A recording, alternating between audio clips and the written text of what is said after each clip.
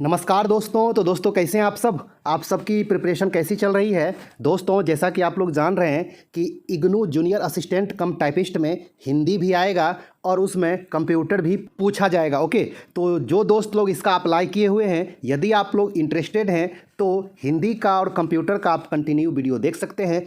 अच्छा कंटेंट आपको लाके देंगे। यदि ज़्यादा से ज़्यादा दोस्त लोग इंटरेस्टेड होंगे तो हम ये कंटेंट को कंटिन्यू रखेंगे। ओके, आपको हिंदी में कंसेप्ट भी देंगे और प्रैक्टिस भी करवाएंगे। कंप्यूटर में भी आपको ज़बरदस्त प्रैक्टिस करवाएंगे और साथ साथ कंसेप्ट भी देते जाएंगे। ओके, जो भी एग्ज़ाम एनटीए के द्वारा लिया जा रहा है उसमें हिंदी और कंप्यूटर आता है तो आपको ये सभी एग्ज़ाम में फ़ायदा करेगा, आपको सभी एग्ज़ाम में हेल्प करेगा। ओके, तो यदि आप लोग चाहते हैं हिंदी का, कंप्यूटर का और जीके जीएस का एक अच्छा कंटेंट लेना और एक अच्छा खासा प्रिपरेशन करना, तो आप चैनल के साथ जरूर जुड़ें और कंटिन्यू वीडियो देखते रहें। ओके, तो दोस्तों आज हम लोग इस वीडियो में बात करेंगे हिंदी के ऊपर और इसमें आज एक स्पेशल टॉपिक लिए हैं तत्सम और तद्भव। ओके, तो आप लोग लास्ट तक देखें और आप कमेंट्स करके बताइएगा कि आपको ये वीडियो कैसा लगा और आपके मन में यदि कोई राय होगा तो आप वो भी दीजिएगा। ओके, तो दोस्तों चलिए हम लोग इस वीडियो को शुरू करते हैं और तत्सम और तद्भव अच्छा से पढ़ लेते हैं। ओके दोस्तों, आपको एक बात पहले अच्छा से बता दें कि ये टॉपिक जो है आसान भी है और थोड़ा सा टफ भी है। ओके, तो आपको ये भी हम बताएंगे कि आप आसानी से इसको कैसे बना सकते हैं, इसको आप ऑप्शन कैसे छांट सकते हैं, सब कुछ आपको धीरे धीरे समझाएंगे, बताएंगे। ओके, जिन लोगों को तत्सम और तद्भव में दिक्कत होता होगा उनको अच्छा से समझा देंगे कि आप ऑप्शन कैसे छांट सकते हैं, लेकिन सबसे पहले आप इसका बेसिक समझने का प्रयास कीजिए। ओके दोस्तों, ये टॉपिक उनके लिए इजी होगा जो अपने 10th तक के क्लास में कभी ना कभी वो संस्कृत पढ़े होंगे, तो उनके लिए ये टॉपिक आसान लगेगा क्योंकि ये तत्सम और तद्भव संस्कृत से ही संबंधित टॉपिक है। ओके, तो आइए आपको समझाते हैं, बताते हैं। हम लोग सबसे पहले देखते हैं कि तत्सम होता क्या है। तत् जोड़ सम, आपको संधि विच्छेद भी पूछता है कि तत्सम का संधि विच्छेद क्या होगा, तो आप लोग इसको अच्छा से ध्यान में रख सकते हैं। तत् जोड़ सम तत्सम होता है और सम का मतलब क्या है दोस्तों, समान। एग्जाम में परिभाषा भी पूछता है कि तत्सम किसे कहते हैं, तो तत्सम उसे कहेंगे दोस्तों जो शब्द संस्कृत से ज्यों का त्यों हिंदी में आया है। सम मतलब समान होता है। जो शब्द संस्कृत से ज्यों का त्यों हिंदी में आया है उसे हम लोग तत्सम कहते हैं।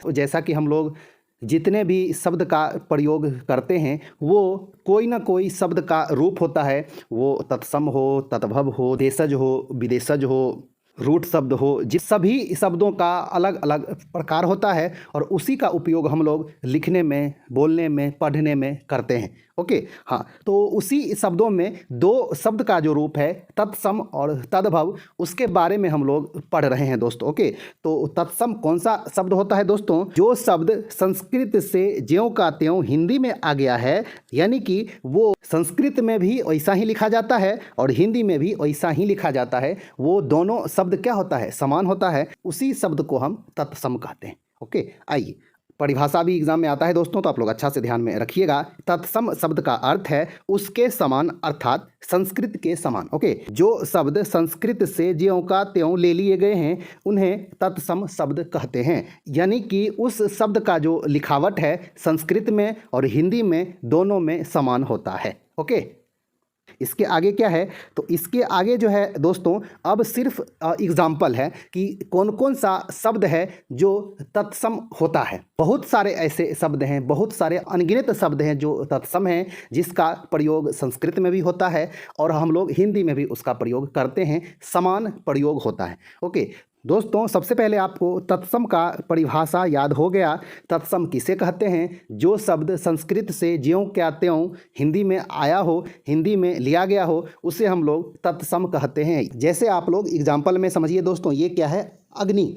ये अग्नि है दोस्तों, इसका लिखावट हिंदी में भी होता है, इस तरह से हम लोग हिंदी में भी इसका प्रयोग करते हैं अग्नि का, और ये संस्कृत में भी ऐसे ही प्रयोग होता है। संस्कृत और हिंदी दोनों में समान रूप से होता है, इसलिए ये अग्नि क्या है, तत्सम शब्द हो गया। ओके, और इसका तद्भव क्या होगा वो भी आपको बताएंगे, लेकिन आप पहले इस पर ध्यान दें तो फिर आपको समझ में आ जाएगा। किसी शब्द का तत्सम क्या होगा, उसका तद्भव क्या होगा, कन्वर्ट करने के लिए भी आपको एग्जाम में आता है। जो शब्द आप पढ़ते होंगे, सुनते होंगे, बोलते होंगे, उसमें तो आपको दिक्कत नहीं होगी, लेकिन जो शब्द कभी नहीं सुने होंगे, कभी नहीं पढ़े होंगे, तो उसमें आपको थोड़ा ज़्यादा मेहनत करना पड़ेगा।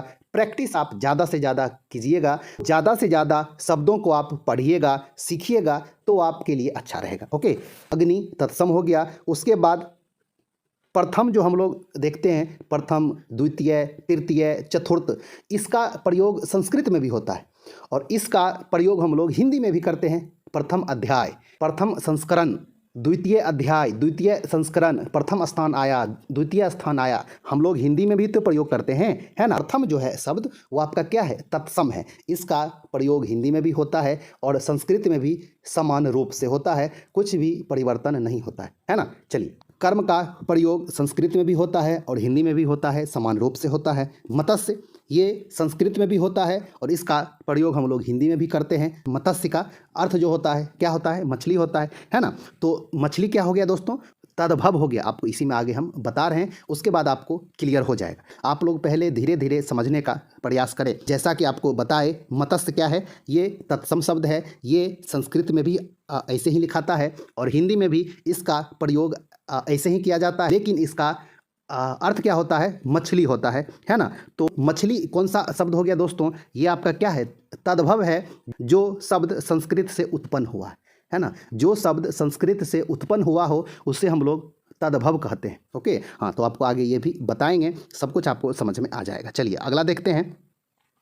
ये आपका क्या है, हस्त है। हस्त, हस्त का प्रयोग हम लोग संस्कृत में भी करते हैं और हिंदी में भी इसका प्रयोग होता है। आपका अगला क्या है, ये रात्रि शब्द का प्रयोग हम लोग हिंदी में ज़बरदस्त करते हैं। रात्रि का प्रयोग बहुत होता है, लेकिन ये रात्रि क्या है, तत्सम शब्द है, संस्कृत में भी रात्रि ही लिखा जाता है। ओके, उसके बाद क्या है दोस्तों, नृत्य है। नृत्य का भी प्रयोग संस्कृत में भी ऐसे ही होता है और हिंदी में भी इसका प्रयोग ऐसे ही किया जाता है। ओके, चलिए, और अब आप लोग ये अभी सोच रहे होंगे कि रात्रि का तद्भव क्या होगा, तो इसका जो है रात होता है ना। नृत्य का एक तरह से नाचना होता है, इस तरह से इसका तद्भव भी होता है, आपको धीरे धीरे समझ में आ जाएगा। चलिए अगला देखते हैं। आपका अगला क्या है दोस्तों, कर्पूर है।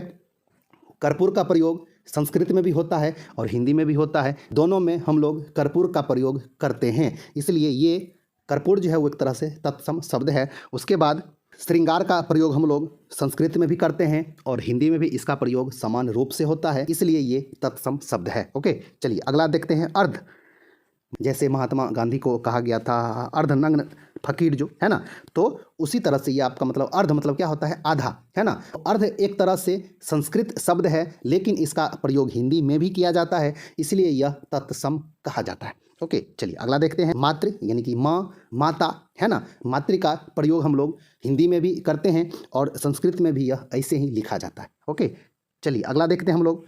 सूर्य, सूर्य का प्रयोग संस्कृत में भी ऐसे ही होता है और इसका प्रयोग हम लोग हिंदी में भी ऐसे ही करते हैं, इसलिए यह तत्सम शब्द है। ओके, चलिए आगे देखते हैं। अगला आपका क्या है दोस्तों, आम्र। आम्र का प्रयोग हम लोग संस्कृत में भी ऐसे ही करते हैं और इसका प्रयोग हिंदी में भी होता है। आम्र का प्रयोग हम लोग हिंदी में भी करते हैं और संस्कृत में भी समान रूप से होता है, इसलिए यह तत्सम शब्द है। और अब आप इसका बोलिएगा कि तद्भव क्या होगा, तो आम्र का तद्भव जो होता है वो होता है आम, है ना। तो वो आपको एग्जाम में देगा कि आम तत्सम है या तद्भव है, तो आप क्या आंसर दीजिएगा। तो आम क्या है, आम आपका तद्भव है, लेकिन ये दे कि आम्र क्या है, तो आम्र आपका तत्सम है।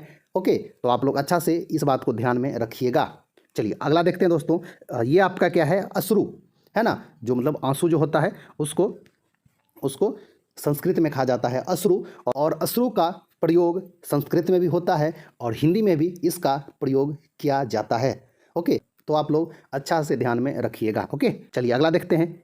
जैसा कि आपको पहले बताए थे, प्रथम, द्वितीय, तृतीय, चतुर्थ, ये सब क्या है, ये सब संस्कृत का शब्द है और हिंदी में भी इसका प्रयोग किया जाता है, इसलिए ये सब तत्सम शब्द है। ओके, ससुर, ससुर जो होता है इसका प्रयोग संस्कृत में होता है, इसका जो तद्भव होता है दोस्तों वो ससुर होता है, जो हम लोग ज़्यादातर प्रयोग करते हैं, लेकिन इसका प्रयोग हिंदी में भी होता है और संस्कृत में भी होता है ससुर का प्रयोग, इसलिए ये तत्सम शब्द है। ओके, तो दोस्तों कुछ एग्जाम्पल आपको तत्सम का समझा दिए हैं और अब आपको तद्भव बताते हैं। उसके बाद दोनों में कंपेयर करके आपको बताएंगे कि आप लोग किस तरह से छांट सकते हैं, दोनों में क्या अंतर होता है वो आपको बता देंगे, जिससे आपका कंसेप्ट एकदम साफ हो जाएगा। और उसके बाद हम लोग जब प्रैक्टिस करेंगे उसमें आपका ज़बरदस्त तैयारी हो जाएगा और तत्सम और तद्भव के क्वेश्चन में आप बिल्कुल नहीं फंसिएगा यदि आप अच्छा से मेहनत कीजिएगा तो। ओके,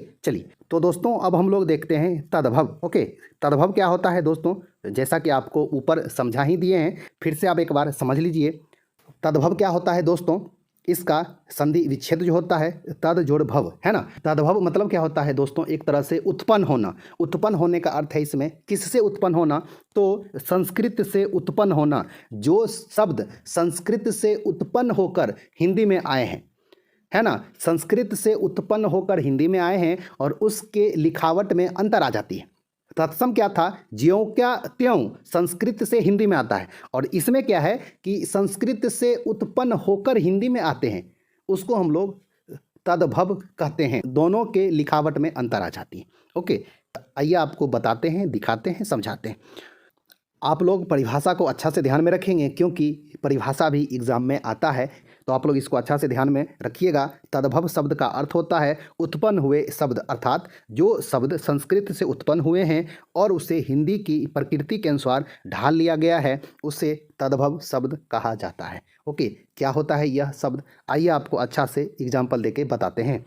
तो दोस्तों जैसा कि यहाँ पे क्या है, हाथ, और हम अधिकतर जो शब्द दिए हैं जो आपको तत्सम में बताए हैं वही आपको ज़्यादा से ज़्यादा हम तद्भव में दिए हैं, जिससे आपका कंसेप्ट एक क्लियर हो जाए, आपको कोई कन्फ्यूजन ना रहे। ओके, चलिए ये कौन सा है तद्भव शब्द है दोस्तों, जैसा कि हाथ। हाथ ये सिर्फ हिंदी में ही लिखा जाता है, संस्कृत में ऐसा ये हाथ नहीं लिखा जाता है। संस्कृत में क्या लिखा जाता है, हस्त, जैसा कि आपको बताए थे। तो हस्त जो हो गया वो तत्सम हो गया, लेकिन ये हाथ क्या हो गया दोस्तों, तद्भव हो गया। तो हाथ किससे उत्पन्न हुआ है, हस्त से। ओके, यानी कि हस्त का अर्थ हो गया हाथ हिंदी में, एक तरह से समझ में आ गया। तो इस तरह से आपको यदि हाथ देगा कि हाथ तत्सम है या तद्भव है, देशज है, विदेशज है, क्या है आपसे पूछेगा तो क्या बोलिएगा, हाथ जो है वो तद्भव है और हस्त जो है वो तत्सम है। ओके, अगला आपका क्या है दोस्तों, कपूर। कपूर, कपूर का प्रयोग हिंदी में किया जाता है और यह शब्द किससे उत्पन्न हुआ है दोस्तों, कर्पूर से, जो आपको ऊपर बताए थे। तत्सम में कर्पूर से उत्पन्न हुआ है कपूर।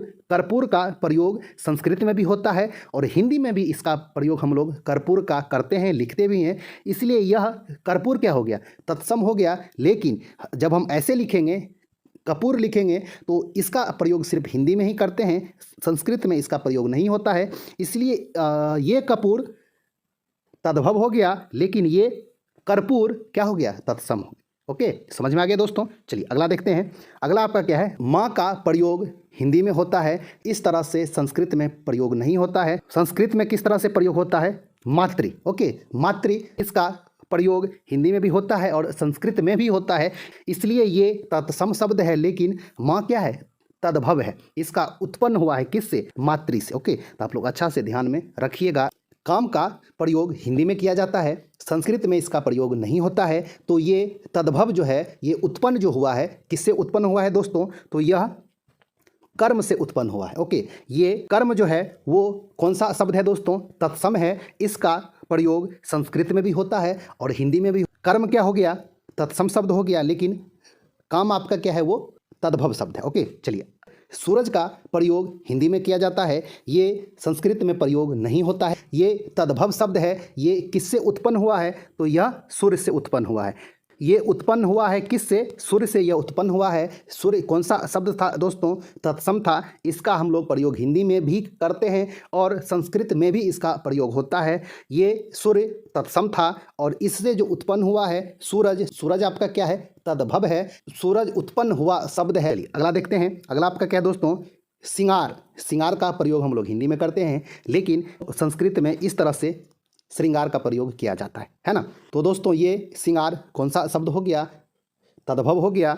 ससुर, ससुर क्या है? ये हिंदी शब्द है, इसका प्रयोग हिंदी में किया जाता है। ये तद्भव है, ये उत्पन्न हुआ है। किससे हुआ है उत्पन्न? तो आपको अभी जैसा बताए थे ससुर, ससुर का प्रयोग संस्कृत में भी होता है और हिंदी में भी इसका प्रयोग किया जाता है। ये तत्सम हो गया और इससे जो उत्पन्न हुआ है शब्द, उत्पन्न होके ससुर बना है, ससुर, इसलिए ये ससुर क्या हो गया? तद्भव हो गया और ये ससुर तत्सम है। ओके, चलिए अगला देखते हैं। ये आपका क्या है दोस्तों? रात। रात का प्रयोग हिंदी में किया जाता है और ये उत्पन्न शब्द है। रात एक तरह से तद्भव शब्द है। ये किससे उत्पन्न हुआ है? तो यह रात्रि से उत्पन्न हुआ है ना। तो आप लोग अच्छा से ध्यान में रखिएगा। रात्रि का जो प्रयोग होता है दोस्तों, इसका हिंदी में भी होता है ना, और संस्कृत में तो होता ही होता है। तो इसलिए ये जो है रात्रि, रात्रि आपका तत्सम शब्द है, लेकिन ये रात जो है ये उत्पन्न हुआ शब्द है जो कि रात्रि से उत्पन्न हुआ है। ये रात क्या हो गया? तद्भव हो गया और ये रात्रि क्या है? वो तत्सम है, क्योंकि इसका उपयोग हिंदी और संस्कृत दोनों में होता है, लेकिन रात का उपयोग सिर्फ हिंदी में ही होता है। ओके, चलिए अगला देखते हैं। अगला आपका क्या है दोस्तों? आंसू। आंसू का प्रयोग हिंदी में ही होता है और ये आंसू उत्पन्न शब्द है। ये आंसू माँ इस तरह से होगा, लेकिन इस तरह से टाइप होता नहीं है, ये चांद छुट जाता है। इस तरह से होगा माँ, इस तरह से होगा आंसू। ओके, चलिए तो दोस्तों आंसू क्या है? तद्भव शब्द है और यह किससे उत्पन्न हुआ है? तो यह अश्रु से उत्पन्न हुआ है। ओके, ये जो होता है अश्रु धारा जो होता है ना, तो आप लोग अच्छा से ध्यान में रखिएगा। ओके, आपका अगला क्या है दोस्तों? खीर। खीर हम लोग जो खाते हैं, है ना, खीर का प्रयोग हिंदी में किया जाता है। ये हिंदी का शब्द है, ये उत्पन्न हुआ शब्द है, ये तद्भव शब्द है। किससे यह उत्पन्न हुआ है? क्षीर से उत्पन्न हुआ है शब्द। यह क्षीर ये संस्कृत में लिखा जाता है। ये क्षीर से जो उत्पन्न हुआ है वो आपका खीर हुआ है। खीर आपका तद्भव है। ओके, तो आप लोग अच्छा से ध्यान में रखिएगा। उसके बाद क्या है दोस्तों? गेहूँ। गेहूँ का प्रयोग हिंदी में किया जाता है, संस्कृत में गेहूँ का प्रयोग नहीं होता है। गेहूँ उत्पन्न शब्द है, तद्भव शब्द है। किससे उत्पन्न हुआ है? तो इसका तत्सम जो होता है वो गोधूम होता है। गोधूम, गोधूम संस्कृत का शब्द है दोस्तों, और ये गोधूम से उत्पन्न हुआ है गेहूँ। गेहूँ इसलिए तद्भव शब्द है। ओके, तो आप लोग अच्छा से ध्यान में रखिएगा। चलिए आपका अगला क्या है दोस्तों? घर। घर का प्रयोग हिंदी में किया जाता है, तद्भव है। किससे ये उत्पन्न हुआ है? तो यह गृह से उत्पन्न हुआ है। ओके, तो आप लोग अच्छा से ध्यान में रखिएगा। चलिए अगला क्या है दोस्तों? जीभ। जीभ का प्रयोग हिंदी में किया जाता है, संस्कृत में इसका प्रयोग नहीं होता है। उत्पन्न शब्द है, ये तद्भव शब्द है। जीभ किससे उत्पन्न हुआ है? तो आप लोग देखते होंगे संस्कृत में लिखा जाता है जिह्वा, और इसका प्रयोग हिंदी में भी होता है। जिह्वा जो है वो संस्कृत का शब्द है, इसको तत्सम कहा जाता है और इस जीभ को तद्भव कहा जाता है। ओके, चलिए अगला देखते हैं। अगला आपका क्या है दोस्तों? दूध। दूध क्या है? इसका प्रयोग हिंदी में किया जाता है और ये उत्पन्न शब्द है, ये तद्भव शब्द है। किससे उत्पन्न हुआ है? तो यह दुग्ध से उत्पन्न हुआ है। दुग्ध जो है वो संस्कृत का है शब्द, इसका प्रयोग हिंदी में भी होता है, इसलिए आप लोग दुग्ध को तत्सम कह सकते हैं और दूध जो है वो तद्भव है। ओके, तो आप लोग अच्छा से ध्यान में रखिएगा।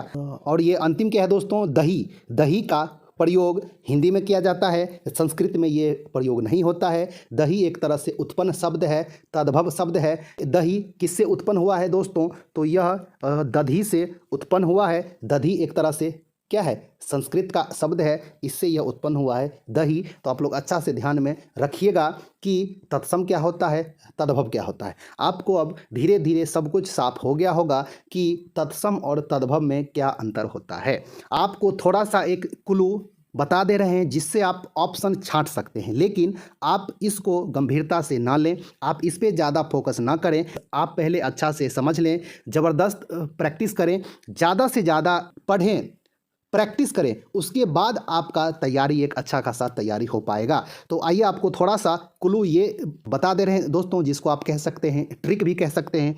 ये क्या है? तो आप लोग थोड़ा गौर किए होंगे कि तत्सम शब्द में दोस्तों आप लोग ये ध्यान दिए होंगे कि इस रॉ का प्रयोग होता है। ये जो है रॉ, इसका होता है, इसका प्रयोग होता है। आधा का प्रयोग होता है।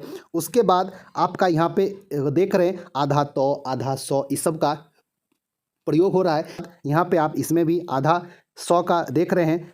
इसमें तरौ का प्रयोग आपका तत्सम शब्द में होता है, संस्कृत का शब्द में होता है। यहाँ पे आपको जैसा कि बताए इस रॉ का ये सभी तरह के रूप का प्रयोग संस्कृत के शब्द में होता है। तो आप लोग जब भी ऐसा लिखावट देखें तो आप उसको समझ जाएंगे कि ये तत्सम का शब्द है। आप जैसे देखेंगे ये आपका क्या है, कर्पूर है, ऊपर में आपका रॉ की मात्रा है ना, और इसको हम लोग हटाते हैं तो ये सिर्फ रहता है क्या, कपूर रहता है। ये हिंदी का है शब्द और ये संस्कृत का शब्द है। ओके, तो आप लोग ऐसे तत्सम को छांट सकते हैं, समझ सकते हैं। आप लोग इसमें आप लोग देख सकते हैं रॉ का प्रयोग हुआ है। अर्ध, मातृ, इस सब में आप लोग देख रहे हैं आधा आधा अक्षर का प्रयोग होता है। इस तरह के रॉ का उपयोग होता है, इस तरह के रॉ का उपयोग होता है, इस तरह के रॉ का उपयोग होता है ना। तो आप लोग देख रहे हैं कि थोड़ा थोड़ा क्या अंतर आ रहा है। जैसे मातृ, सुर, समझ में आ रहा है ना आपको। तो आप जैसा कि आप लोग देख रहे हैं कि आम्र में ये रॉ लगा हुआ है। आप लोग अक्षा का प्रयोग, सरा का प्रयोग जहाँ भी जिस शब्द में भी देखेंगे आप लोग समझ जाएंगे कि ये तत्सम का शब्द हो सकता है। ओके, तो आप लोग इस बात को अच्छा से ध्यान में रखेंगे और आप ऑप्शन को छांट सकते हैं। लेकिन इससे ज़्यादा फायदेमंद ये होगा कि आप लोग ज़्यादा से ज़्यादा प्रैक्टिस करने का प्रयास करेंगे। आपको अच्छा से समझाने का प्रयास किए तत्सम और तद्भव क्या परिभाषा होता है, क्या शब्द होता है, क्या दोनों में अंतर होता है, आप किस तरह से छांट सकते हैं, सब कुछ आपको बताने का अच्छा से प्रयास किए हैं। आपको यदि ये वीडियो अच्छा लगा होगा तो आप लाइक कर दें, अभी तक सब्सक्राइब नहीं किए तो सब्सक्राइब करें, आप अपने दोस्तों में भी शेयर करें और जितना ज़्यादा से ज़्यादा हो पाए आप रिपीट करके देखेंगे तो आपके लिए अच्छा रहेगा। तो दोस्तों मिलते हैं एक अच्छा खासा न्यू वीडियो लेके, तब तक के लिए धन्यवाद, नमस्कार। आप लोग अच्छा से तैयारी करते रहिए। ओके।